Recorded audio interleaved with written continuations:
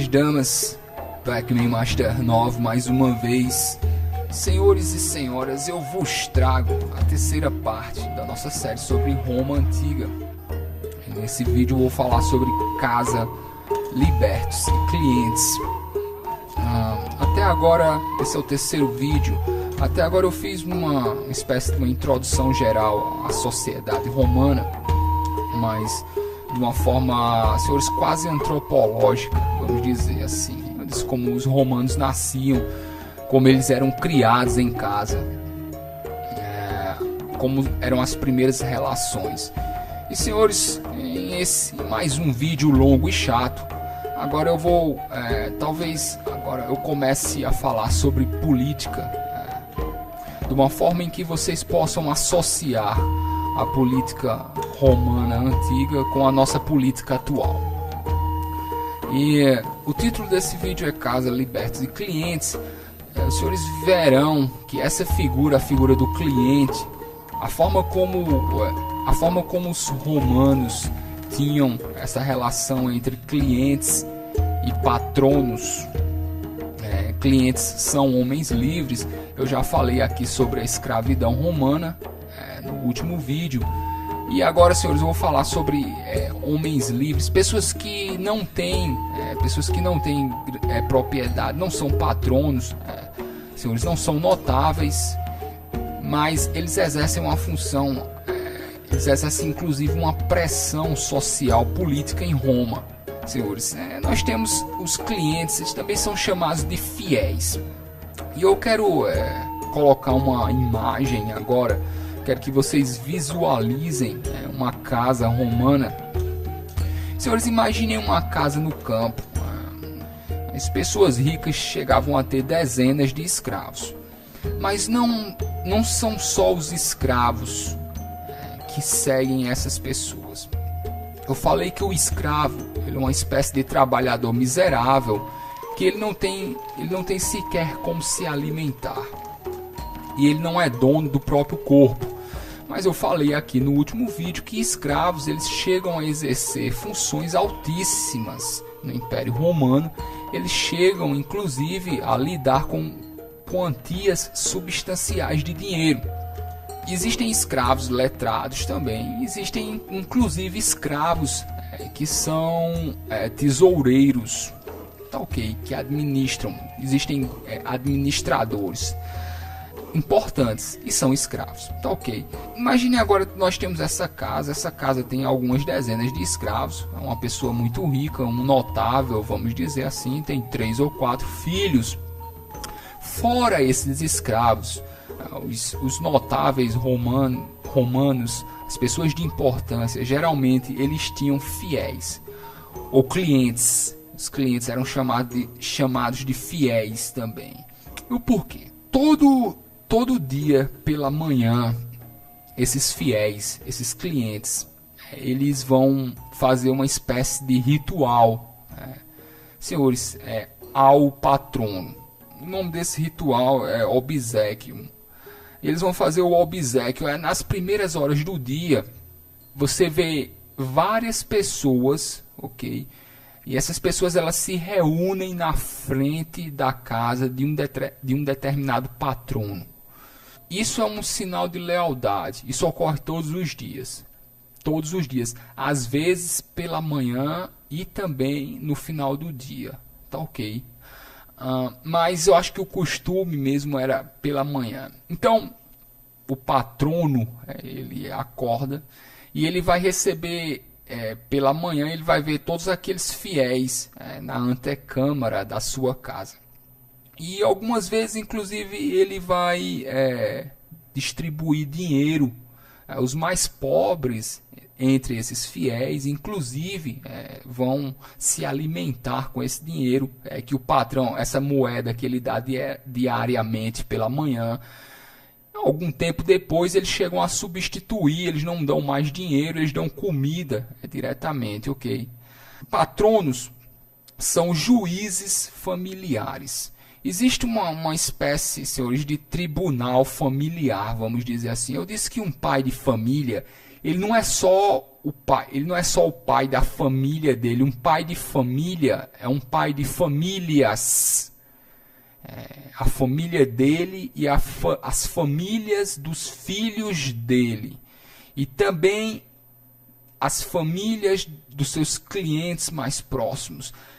Existe essa figura do chefe da família, que é a pessoa que tem controle do patrimônio. E principalmente é a pessoa que é a pessoa que é dono do que será uma herança. De um patrimônio. O dono do patrimônio, o pai da família como um todo, ele é uma espécie de juiz. E ele, inclusive, ele tem poder de vida ou morte sobre os próprios filhos. Eu já falei isso aqui. E aliás, uma pessoa em Roma, ela só se torna emancipada, eu usei esse nome, quando o pai dela morre. Você pode ter 40 anos de idade, se seu pai ainda é vivo, você responde a ele. Inclusive, você não pode fazer empréstimos. Já havia dito isso aqui, a idade legal para fazer empréstimos é de 25 anos de idade, mas se seu pai ainda estiver vivo, é ele, porque ele é o dono do patrimônio da família. Então é a ele que você responde. E esse juiz familiar, todos os outros que estão abaixo dele, ele tem poder de vida ou morte sobre eles. É óbvio que, senhores, assassinatos, pais matando filhos, senhores, isso ocorre, é muito raro, mas é possível, vamos dizer assim, em tese.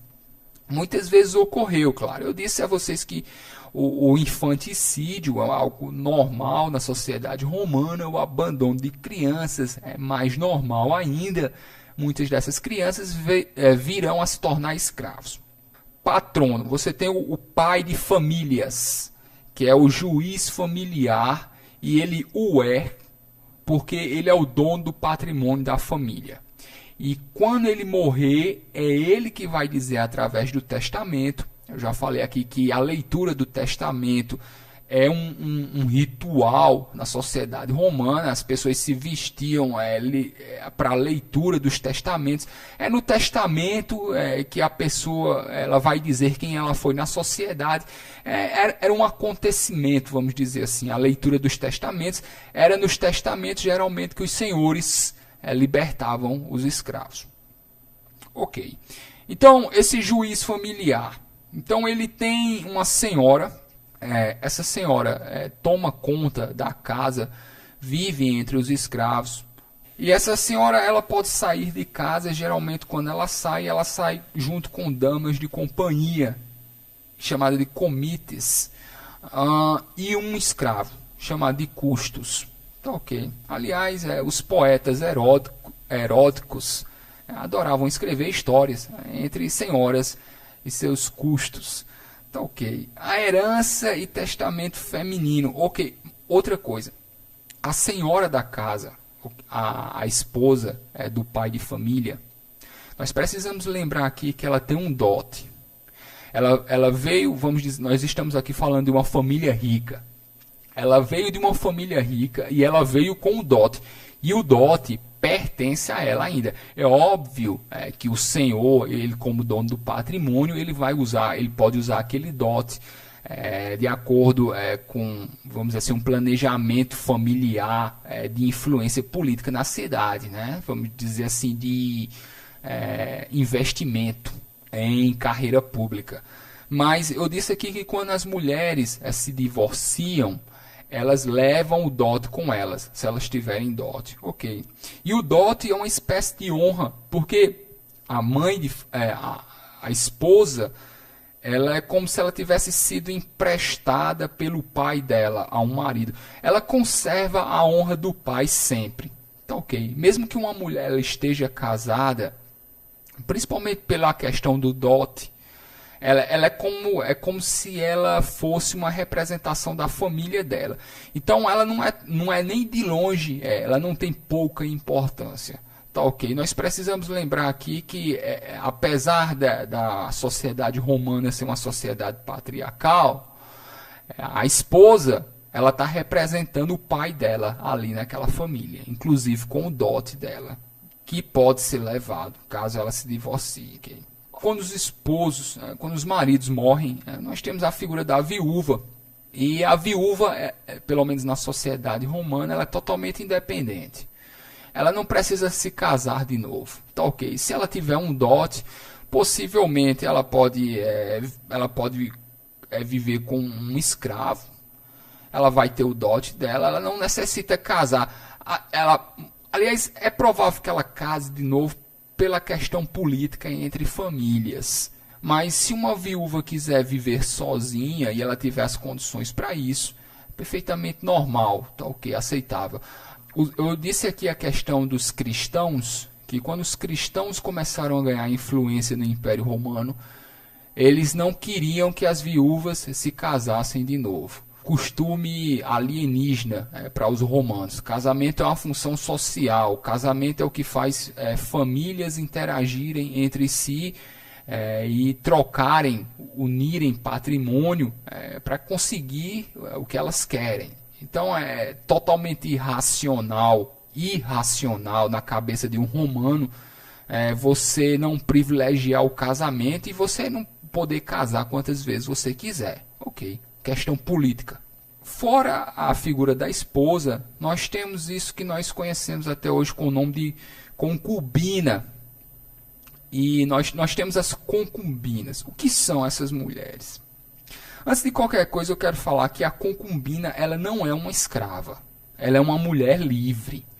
E a relação de concubinato ela é aceita legalmente em Roma. E ela não é mal vista de nenhuma forma. A concubina não é uma prostituta, muito menos uma escrava. Talvez ela tenha sido uma escrava. Mas quando um senhor se relaciona com escrava, as pessoas não dizem ele está com uma concubina. Tá ok. Uma concubina é uma espécie de esposa não oficial. Por que muitas concubinas, aliás, elas se relacionam com uma única pessoa? Muitos senhores têm uma única concubina. O problema é porque na história nós temos essas figuras desses grandes reis, desses grandes imperadores, e nós ouvimos que eles tinham centenas de concubinas, e nós imaginamos que elas são espécies de prostitutas de corte. Não é. Tá ok. O concubinato entre pessoas comuns, quando eu digo pessoas comuns, eu estou dizendo, tirando esses grandes imperadores que tinham centenas em seus castelos, esses califas e tal, de uma forma geral, a concubina é quase uma espécie de casamento, que não pode se realizar por muitas questões. Muitas vezes por questões políticas entre famílias, mas isso não é visto com maus olhos, tá ok? Inclusive nós temos túmulos em que senhores, esposos, eles lembram suas concubinas e eles têm elas em altíssima consideração. Mais uma vez, o nosso olhar moderno sobre o concubinato é muito distorcido, principalmente na sociedade romana. Mais uma vez por causa dessas histórias que nós temos dos grandes reis e imperadores, que tinham várias. Mas isso não é nem de longe o comum. Mas de nenhuma forma a concubina é uma espécie de prostituta de corte, como a visão moderna nos legou. Tá ok? É uma espécie de casamento que não pode se realizar, mas ele existe de fato, vamos dizer. E alguns senhores depois de algum tempo eles chegam a casar com suas concubinas e as tornam esposas. Nós temos essa figura aqui do favorito. O que é o favorito? O favorito é uma criança, é uma espécie de escudeiro. E os senhores eles criam eles têm essas crianças ao redor deles, que são como se fossem crianças bonitinhas, que eles brincam com elas, eles mimam com elas, eles criam elas, até o momento, antes de aparecer o primeiro bigode. É engraçado, inclusive nós temos isso na cultura até hoje, do primeiro bigode. Quando um pajem quando um favorito, quando aparecia o primeiro bigode, não era mais bem visto entre a sociedade que ele continuasse naquela função. Tá, okay? Ele só pode continuar naquela função enquanto ele não se torna um homem. E ter o primeiro bigode, você já é um homem. Tá, ok? Por isso que até hoje existe essa espécie de, vamos dizer... até hoje nós dizemos, o primeiro bigode e tal, como se fosse uma espécie de passagem, né, para a vida adulta. Isso vem desde Roma. O que ocorria é que esses favoritos, essas crianças que são mimadas, quase como animaizinhos, ok? Eles servem os senhores, eles ficam ali do lado da mesa, os senhores brincam com eles, mais porque acham eles bonitos. Geralmente são crianças bonitas, ok? As pessoas falam que os senhores talvez venham a ter algumas relações, mas senhores, ninguém deixa isso às claras, vamos dizer ainda. É púdico não falar sobre isso. Mas os senhores estão me compreendendo, ok? Então, alguns senhores têm vários pajens, mas sempre entre eles tem a figura do favorito. É quase um escudeiro. Tem aquela criancinha ali que fica do lado do senhor, ela coloca a bebida no copo dele. Agora, qual é a questão aqui? Muitos senhores usavam essa desculpa de terem seus favoritos porque eles, na verdade, estavam adotando filhos não legítimos. Então, muitos senhores tinham filhos com os escravos, tá ok? Então, às vezes, não se assumia aquela criança, mas se colocava ela dentro de casa, tá ok? Isso ocorria em Roma, isso ocorria muito aqui no Brasil colonial também. Porque é o seguinte, o favorito ele é mimado, como eu disse, ele é uma criancinha bonitinha, fica ali do lado do senhor.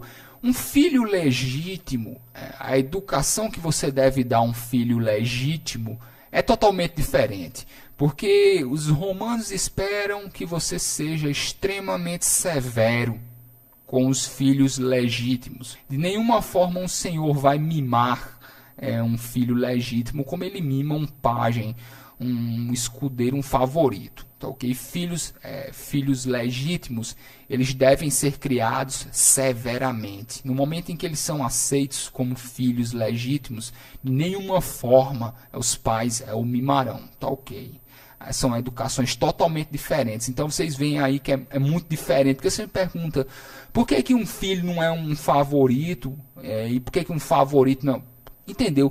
São formas diferentes de ver e de lidar com a criança. Muitos senhores têm filhos com suas concubinas. E, senhores, eu falei aqui que você compra escravos. Muitas vezes você compra os próprios filhos como escravos. Você não os legitima, você não os transforma em filhos legítimos.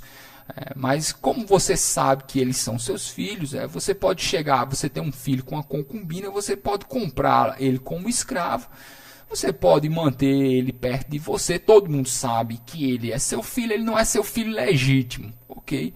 E num determinado momento o pai vai dar a liberdade a ele, tá ok? Isso ocorre muito. Inclusive, eu vi relações de filhos que compram os pais. Então, existem pais que têm filhos não legítimos como escravos. Existem filhos que compram os pais. Vamos dizer, meu pai ainda é escravo. Mas vamos dizer que eu sou um liberto. Então, eu junto dinheiro e eu compro o meu pai como escravo. Tá ok? Isso ocorre também. Compra de libertos dentro da família. Né? Essas relações de escravidão na sociedade romana muito complicado para a nossa mente moderna, senhores, para a nossa visão moderna compreender isso. Mas eu falei aqui que é o seguinte, isso não tem nada a ver, mais uma vez, esqueçam a visão do século XIX. Tá ok? Eu falei aqui, escravos quer dizer que em algum momento da sua vida você não teve nada, ou você já nasceu escravo porque você era miserável. E alguma pessoa, algum senhor lhe tomou como escravo, lhe alimentou e tal. Então você deve isso para ele a vida inteira. Ele pode te dar liberdade, mas ele não é obrigado a fazer isso. Tá ok? Vamos dizer que um determinado senhor, ele vem a libertar um de seus escravos, e agora ele se torna um liberto. Possivelmente ele vai se tornar um fiel, um cliente do seu senhor. Então, mesmo ele tendo sido libertado, ele nunca deixa de dever fidelidade ao seu senhor. Jamais. Ok. E eu falei aqui, lembrem mais uma vez o seguinte: os escravos, eles recebem o sobrenome da família.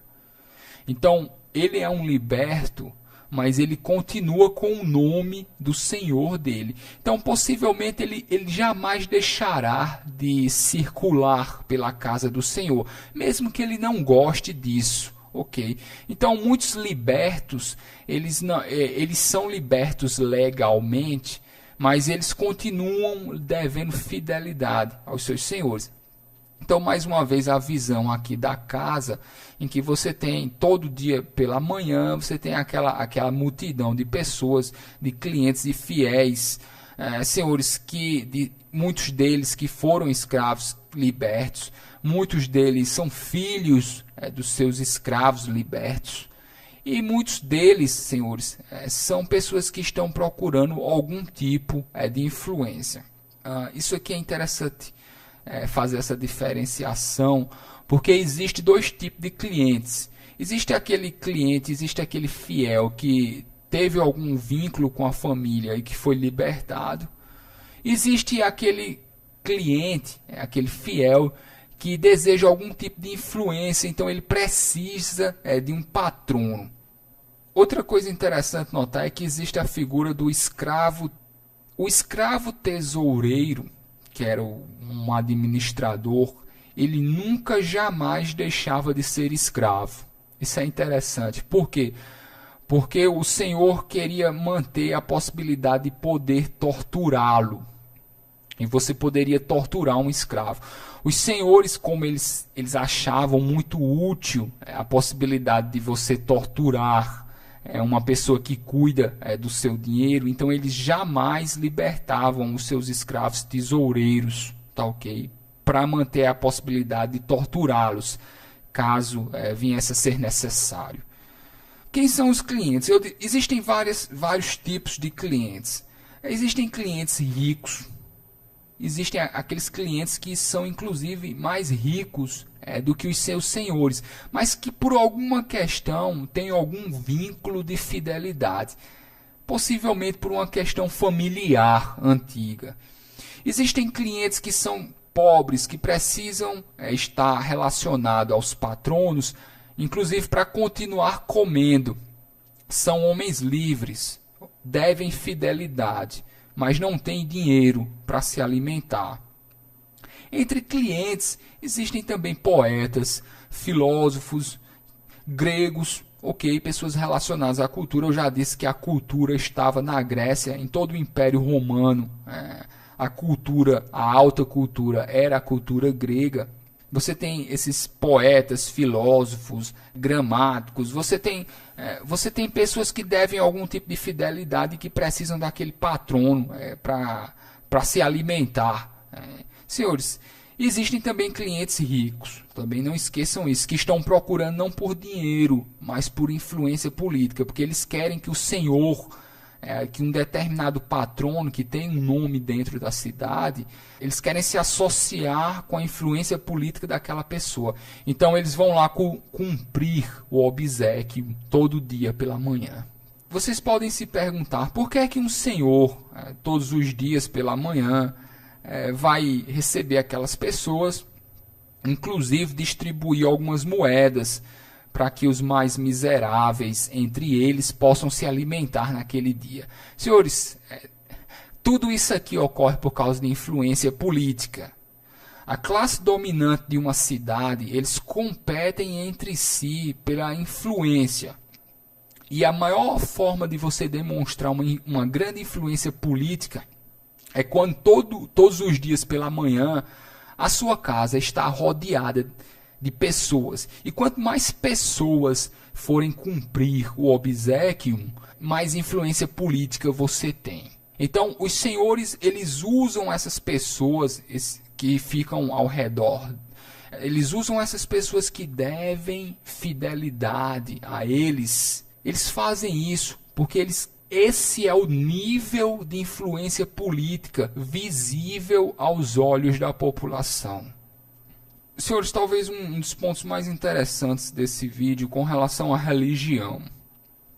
Porque imaginem a casa e você tem um altar pagão, como os cristãos chamam. Quando o Senhor se convertia a uma determinada religião, todos os seus fiéis o acompanhavam. Quando um senhor se unia a determinado grupo político, todos os seus servos, todos os seus fiéis o acompanhavam. O importante era você conseguir que um determinado senhor estivesse do seu lado do ponto de vista político. Porque aquele senhor estando do seu lado não quer dizer que só eles, só a pessoa ou só a família. Toda a multidão de pessoas que estão abaixo dele o acompanham em decisões políticas e religiosas. Quando o cristianismo começou a se tornar influente em Roma, muitos senhores abandonaram a religião romana e eles construíram essas capelas perto de suas casas. E todas aquelas pessoas que estavam ao redor dele passaram a professar aquele credo, aquela religião. Quando um determinado senhor se convertia, todo mundo abaixo dele acompanhava. Então vocês veem que a gente tem essa tradição até hoje de pequenas capelas, que você tem essas casas no campo de famílias ricas. Até hoje existem costume entre as famílias religiosas de, além da casa grande, você ter uma capela. Isso vem desde Roma Antiga também. Antes de ser uma capela, seria um altar pagão, onde todos os subordinados daquele senhor estariam ligados àquele credo. Depois que eles começaram a sair da crença romana e começaram a migrar para o cristianismo, esses altares passaram a ser pequenas capelas cristãs. E nós mantivemos o costume até hoje, de grandes casas no campo, famílias ricas, além de suas casas, constroem também capelas, e todos os empregados usam aquela capela, tá ok? Senhores, isso é interessante notar, porque a política romana, ela funciona no sentido da clientela. Um senhor, ele é um senhor porque ele tem um determinado nível de influência. E a quantidade de pessoas que se reúnem em frente à sua casa todos os dias pela manhã mostra o nível de influência que ele tem. Então, todos os dias pela manhã, aquelas pessoas vão saudar aquele senhor, aquelas pessoas são seus fiéis, seus subordinados, e aquilo ali demonstra a influência política daquela pessoa. Então, agora é compreensível a competitividade entre senhores, entre famílias, porque quanto mais fiéis, quanto mais clientes uma família tem, como aqueles clientes, como aqueles fiéis vão acompanhar aquelas pessoas nas decisões políticas e depois religiosas também, você nota a influência que aquelas pessoas têm por quantidade. Para mim é um costume que faz sentido, porque as grandes casas, as grandes famílias, você as conhece pela quantidade de pessoas. É possível você quantificar, é possível você numerar a influência de uma família. Torna-se fácil saber a influência dela, simplesmente olhando à frente da casa dela todos os dias pela manhã. Tá ok? Quando os fiéis iriam cumprir o obséquio. Então, a política romana, o centro da política romana e depois da política ocidental como um todo, parece ter a base no clientelismo. Porque o Senhor, ele te dá favores. Ele, inclusive, muitas vezes te alimenta. E você deve acompanhá-lo em suas decisões políticas.